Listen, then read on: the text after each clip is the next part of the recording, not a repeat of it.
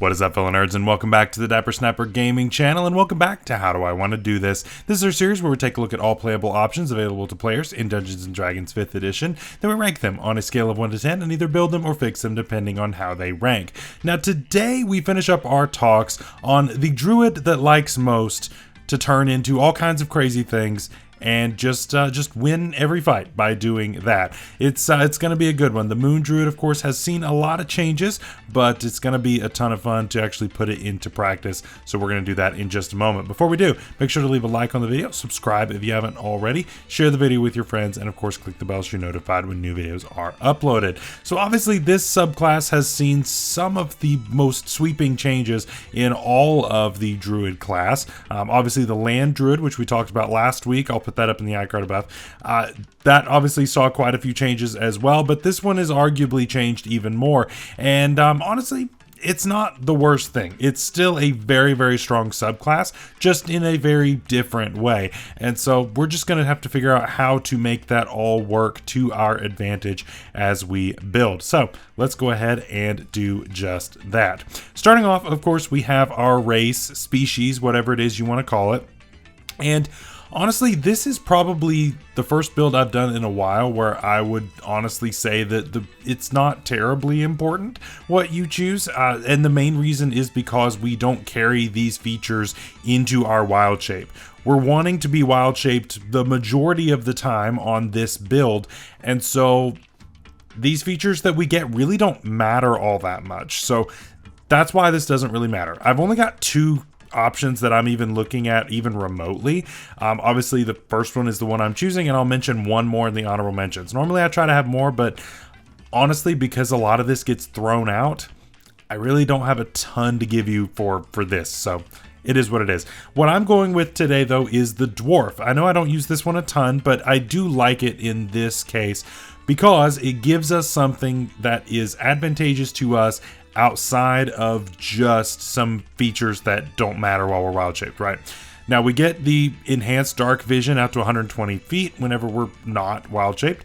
We get the dwarven resilience, which gives us the resistance to the poison damage. We get advantage on avoiding or ending poisoned condition.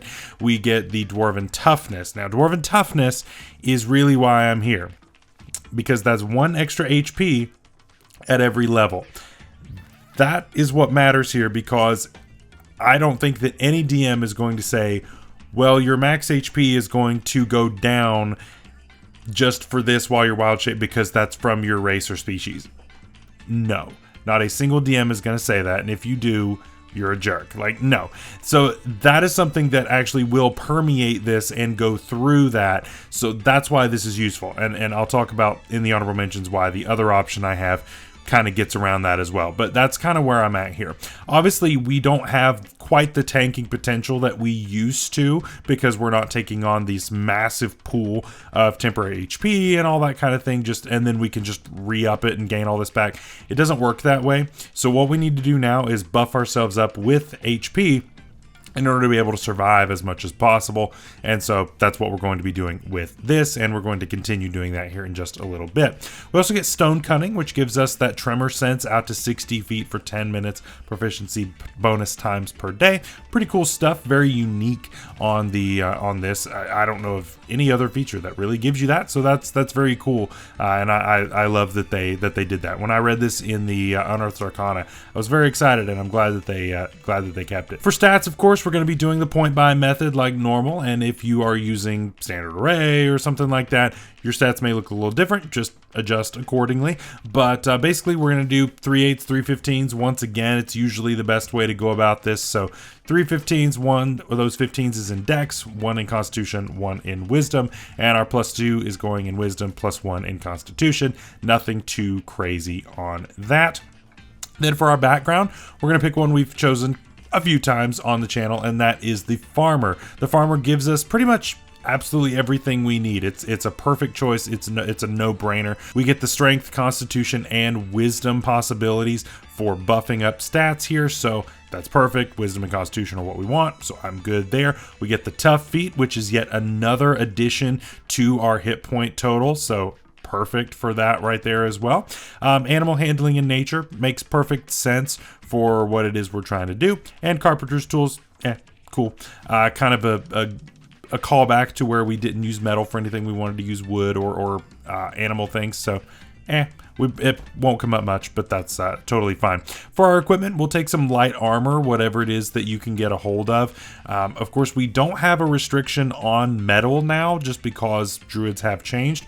Although most of your light armor is hide or leather or something of that case. Just get the best light armor that you can get, and that's about it. It won't really matter while we are wild shaped, so pick your favorite on that. You can take a shield here, completely optional, but I probably would take one.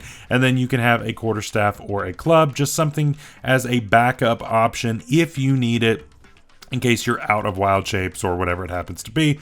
Strictly a backup option. We're going to be focusing mainly on the wild shape throughout the entirety of this build, because that's what you're here for as a Moon Druid. So speaking of which, we are going to start off with Druid, and this is going to be another straight Druid. Moon Druid definitely saw more benefit in multi-classing in the old version rather than the new version, and that's just because of how the scaling of the temporary HP works. You want to have you want to be able to focus on your wisdom modifier getting higher and higher in order to boost the AC of your transformations, and so you really are encouraged to just stay with the Moon Druid the whole way through, and that's exactly what we are going to do. At level 1, we of course get our spell casting. We will come back to that in a second.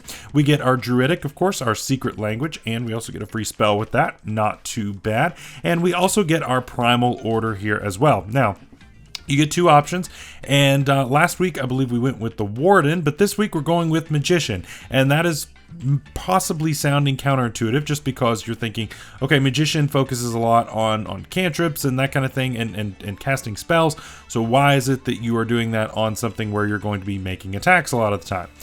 Well, our armor and our weapon proficiencies don't matter at all while we are turned into an animal, so that matters even less. So I'd rather take Magician. It just makes more sense on this build, so that's where we're going with that. We get, for cantrips, of course, the standards here: Guidance, Shillelagh, Thorn Whip, Elementalism. Nothing too crazy there, just the standards that everybody packs on there. For first level spells, Cure Wounds, Fairy Fire, Healing Word. Again, just the standards that most people are going to pack on their builds. Druid 2 comes next, and of course we get Wild Shape and Wild Companion. Now, this is where things are a little bit different than last time. Now, of course, we did rank this earlier on, and so I will put that up in the icon above so you can look at the in-depth look at the Moon Druid and kind of what changed and that kind of thing.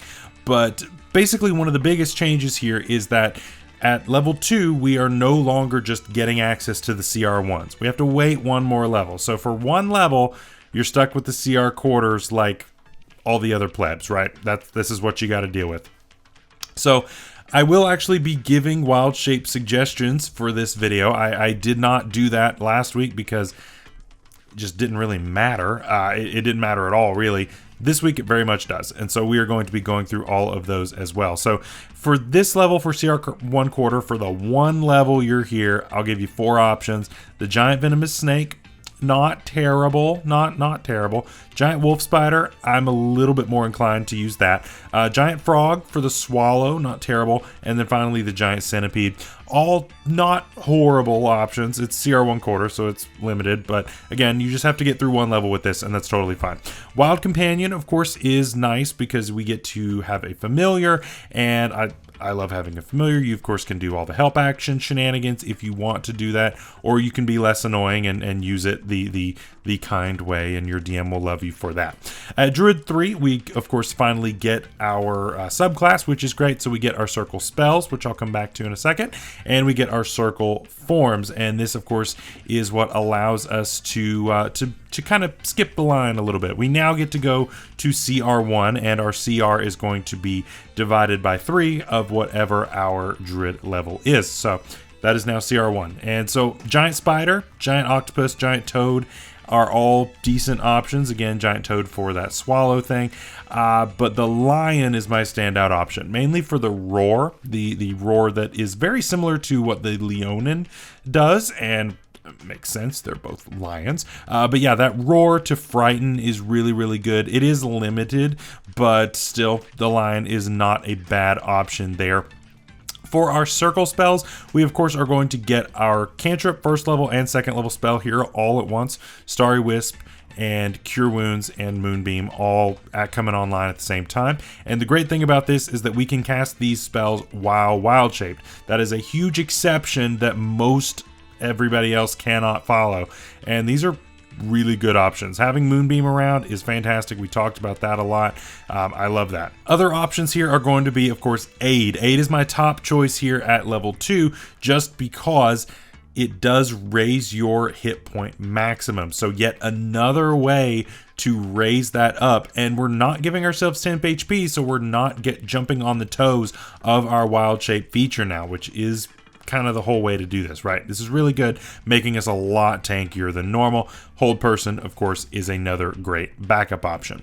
So now at Druid 4, we get our first general feat, and I'm going to take one that I don't think I have taken yet in 2024. If I have, let me know in the comments, but I don't believe I have taken this, and that is the Charger feat. The Charger feat is really, really cool. It's one that you don't see a whole lot, and I haven't really had a ton of reason to take it up till now, but Charger's really neat. So not only do you get a +10 to your move speed when you are dashing, you also get to deal extra melee damage whenever you hit somebody after you have moved at least 10 feet in that direction.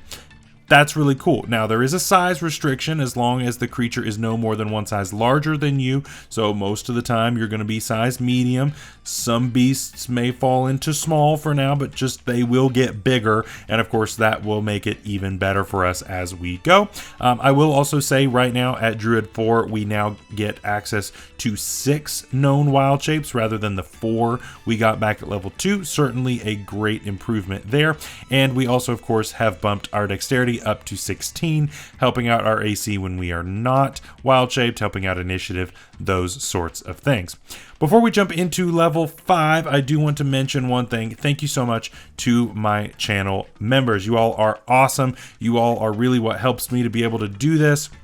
Of course, down below, by clicking that join button, you can become a channel member yourself. You get access to all of my build guides, subclass fixes, homebrew, all that good stuff. It's all down there at the lowest tier. So feel free, check it out. It is all down there for you to look at. And I love having you all there. Of course, there are higher tiers as well. The Silver Snapper tier, of course, gets videos early. You have the Gold Snapper, of course, gets access to certain parts of the Discord, all the fun things. So make sure to check that out. At Druid 5, we get our Wild Resurgence, which is cool. Basically, the meta magic of Wild Shape, pretty much, allowing us to swap around whether we have wild shapes or spell slots.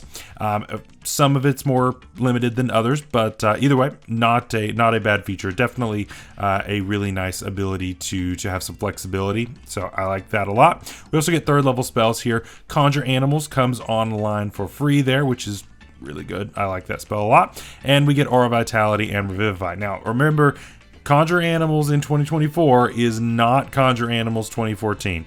It is not the conjure a million elks and then just run over everything and jam the entire fight. It is not that anymore. You summon these spirits and it's very different. It's not bad, but it is very different and does not just kill combats anymore like what the other one used to. So just be aware. It is still good. It's just very different. And honestly, it's for the best for the entire game. That spell is such a problem. At Druid 6, we get our improved circle forms, which is great. So we're now adding extra radiant damage when we are hitting with attacks in our wild shape. We can now also add our wisdom modifier to our constitution saving throws. Really, really good. That's going to be helping us to maintain concentration on those things like Moonbeam, if we are concentrating on a hold person possibly. Whatever it happens to be, that is going to jump in and help us out a lot. We also get access to CR2 beasts, and so I will mention a few of those. The first one, of course, there's always got to be a dinosaur in there if your DM allows you to do that, and the Allosaurus is going to be the best dinosaur for you at CR2. The Rhino is my personal favorite at CR2, again, for that charge action right there. You get to double dip essentially on the charging to deal extra damage on both sides. So that's really good. Some other honorable mentions for me: saber-toothed tiger has always been a staple. Giant constrictor snake, also great, and of course the polar bear. So yeah, really, really good. Obviously the polar bear fared a little bit better than some of the other bears did, unfortunately, but it's not horrible, but it is my last choice, unfortunately. We also do get our third use of wild shape at this level as well, so be aware of that. That's definitely some nice scaling. At level 7, we get our elemental fury, which is basically the same thing as the blessed strikes from the clerics, but this time we are going with primal strike. Now, of course, we went the other direction with potent spellcasting last week, but primal strike makes so much more sense this time around, just to be able to add more and more damage. It's a no-brainer, right? We also get Fount of Moonlight for free, which again is extra free damage, so I'm good with that. You cast this, you get extra damage on your hits, you glow a little bit. It's cool, really, really cool. I like the spell a lot. I like it a lot. I've used it on a couple of builds actually, and it's really good. Charm Monster, of course, is another great one. At Druid 8, we get another general feat, and surprising probably no one, it's Warcaster, right? Warcaster, it's boring, but it's really good. It's really good. It not only gives us an 18 on our wisdom, but it also gives us the advantage on those concentration checks. So we're now adding our wisdom modifier to it and having the advantage on it. We're going to be concentrating on everything really reliably, so I'm good with that. We also now can know 8 different forms of wild shape, which is really good.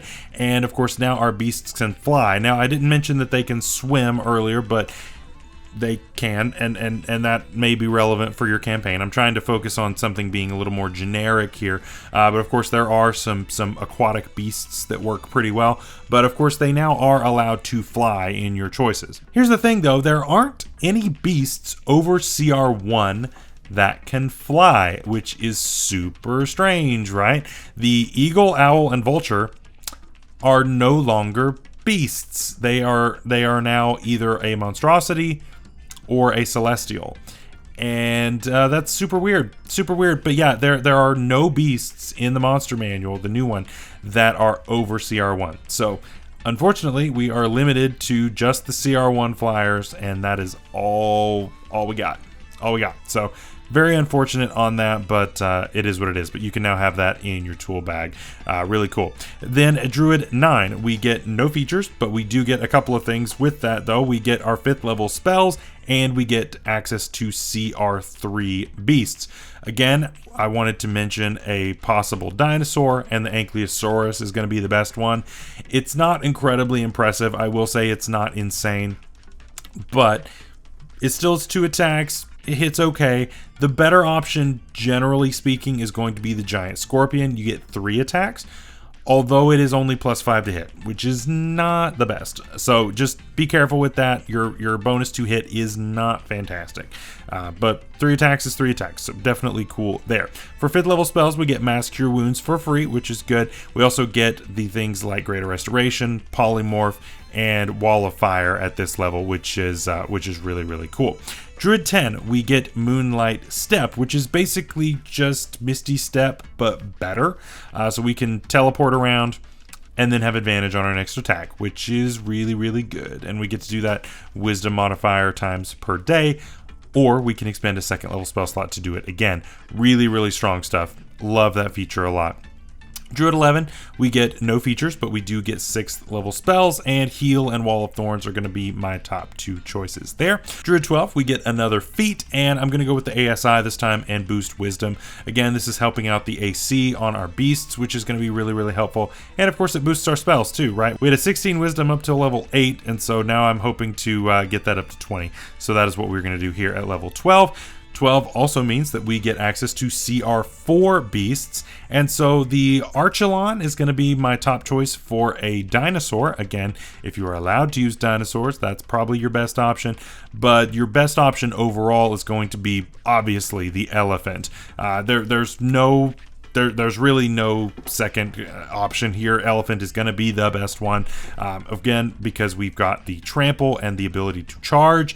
Charger feat works great with the elephant, and this is going to get a direct buff up when we get to one more level of CR. Once we get to CR 5, we'll get there in just a few levels. Druid 13, we get no features, of course, but we do get 7th level spells, and Firestorm is going to be my top option still. Druid 14, we get Lunar Form, which is really good. So now we're adding 2d10 radiant damage when we make our wild shape attacks, and we can also bring someone with us when we use our Moonlight Step. Really, really good stuff. Being able to take somebody with us, super strong. Yes, it's not terribly far away, but 30 feet is plenty. And then we get advantage and get to add the 2d10. I mean, it's fantastic. Absolutely fantastic. Druid 15, of course, gives us the improved Elemental Fury. And of course, because we chose Primal Strike before, that is coming along with us again here at this level. So now it is 2d8 extra damage. So we're just nickel and diming and adding up little bits of extra damage every time we do this, which is really, really fun. So I like that a lot. And of course, we also get CR5 creatures. My top one, again, I'm going to mention a dinosaur, is going to be the Triceratops. Why it's a Triceratops and only makes 2 attacks, I don't know, but that's what it does. And then the Giant Crocodile is another really good option as well if you want that little bit of flexibility there. 30-foot speed, but 50-foot swim. Not too bad there. We also get 8th level spells at this point, and Animal Shapes and Befuddlement are going to be my top options. Druid 16, we get our final feat option, and I'm going to say take either a +2 Constitution or +2 Dexterity. If you want the higher AC outside of Wild Shape and higher Initiative, I would go with that. Constitution makes a little bit more sense for buffing up that HP stat, so that also makes a ton of sense, whichever one that you see as more relevant in your case.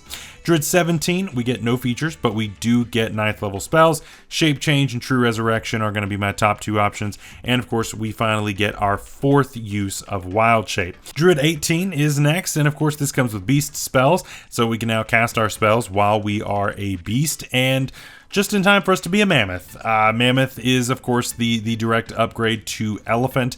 And yeah, again, you can just run at them, hit them with an attack. You deal extra damage because of charger. And on the mammoth, you knock them prone automatically if you have charged them. And so that's really good. So then you hit them with that second gore attack. And then because they have the prone condition, then you get a bonus action attack, which does a ton of damage. Really, really strong, really, really good option there. So really, really cool stuff. Druid 19, of course, gives us our epic boon. I still probably would go with Spell Recall, honestly, because we are still a druid. But there, of course, are a couple of other options that could definitely make some sense. And finally, Druid 20, we get Arch Druid. This, of course, gives us 1 use of Wild Shape every time we roll initiative, and we can convert Wild Shapes to spell slots at a 2x multiplier now. Very, very helpful. So yeah, that is our build for today. Again, a straight druid build. It just makes the most sense on this. You want to really be always pushing for higher wisdom. You want to be pushing for higher druid level for your HP stat. You want to always be pushing forward in druid on this type of a build, so it just makes the most sense. However, let's go ahead and talk about some honorable mentions, things that almost were that make a lot of sense here. For our other race slash species option, the human is really the only other option that makes sense because we get an additional feat, right? Feats do carry into Wild Shape, but your racial or your species form, nothing of that carries over, unfortunately. So yeah, human makes sense for that extra feat because that does actually carry over. So that is something that is definitely on my list of other possibilities. For other feat options, I have a few here that I'd like to mention. Fey Touched, of course, always makes sense. That boost is great. Misty Step is great. Now, of course, Misty Step is similar to Moonlight Step, right? Because you can kind of get those mixed up. But it is an option there. If you are not in Wild Shape, you still have the ability to move around. So definitely something to consider. Also, Slasher, Piercer, Crusher, that trio there, all really, really good depending on what forms you're going after, as long as you are keeping up with what type of damage each of your forms is dealing. One of these can help you out quite a bit, which is great. And finally, the Grappler feat. Now, Grappler may seem a little weird, especially because there are some creatures out there that can just auto-grapple, right? Why do I need this in order to grapple creatures? Well, the big thing is because you can then gain advantage on your subsequent attacks if you have grappled your target. That makes a big deal, right? You can hold them into the wall of fire, possibly with a grapple. Again, like looking back at the giant scorpion, right? That makes 3 attacks. It's only +5 to hit, but that +5 becomes a lot better when it is at advantage. So there are plenty of options there that make a lot of sense there. Grappler, I think, is going to be in my top 3. I think it's really good. And then for our other multi-classing options, the top option for me is going to be the Ranger. Again, very nature-based. We don't have to worry about wisdom necessarily because that's already baked in there. You get a lot of really helpful spells, which is good. And so I like that a lot there. Cleric, of course, is a no-brainer. There's plenty of cleric options that make a lot of sense here, and the additional access to an even wider variety of spells in some cases. Really, really good stuff there. And then finally, the Fighter for the Constitution saving throw proficiency right off the bat. Definitely could be helpful. So yeah, that is our build for today. Let me know what you think down below. Very soon we will be starting talking about the Sea Druid, brand new to 2024, and I am very excited about that. So until next time, stay safe out there, stay healthy. We'll see you later. Bye-bye.